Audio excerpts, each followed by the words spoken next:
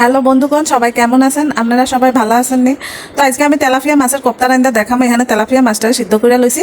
এরপরে একটু কাটাটা ছাড়াই একটু লবণ মরিচ আর হচ্ছে পেঁয়াজ কুচি রসুন কুচি আদা বাটা সব কিছু দিয়া মশলা একটু মাছের মশলা টশলা দিয়া ধনিয়া পাতা দিয়া তারপরে আমি এটা কষলা মাইক খালাম। একটু গন্ধটা কমানোর লাগে একটু দিয়া দিছি সয়া সস আর হচ্ছে টমেটো সস আর এখানে ময়দা দিছি আর হচ্ছে একটু চালের গুঁড়া দিয়ে সুন্দর করে একটু মাইখা টেখে তারপরে আমি এটারে বল বানালাম একদম গোল গোল করে। তো বলটা বানানোর পর আমি কি করুম, এগুলারে সব ভাজালাম। তো ভাজানোর আগে আমি একটা পেস্ট তৈরি করতে আসি। এখানে কটা পেঁয়াজ দিছি আর হচ্ছে টমেটো দিয়ে পেস্টটা তৈরি করে লইছি।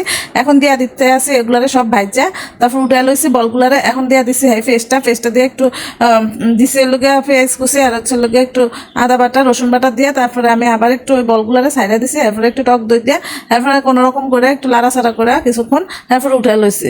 একেবারে সহজ একটা রেসিপি। আপনাদের কাছে রেসিপিটা কেমন লাগছে অবশ্যই জানাবেন আর আমার চ্যানেলটারে সাবস্ক্রাইব করে আপনারা পাশে থাকবেন।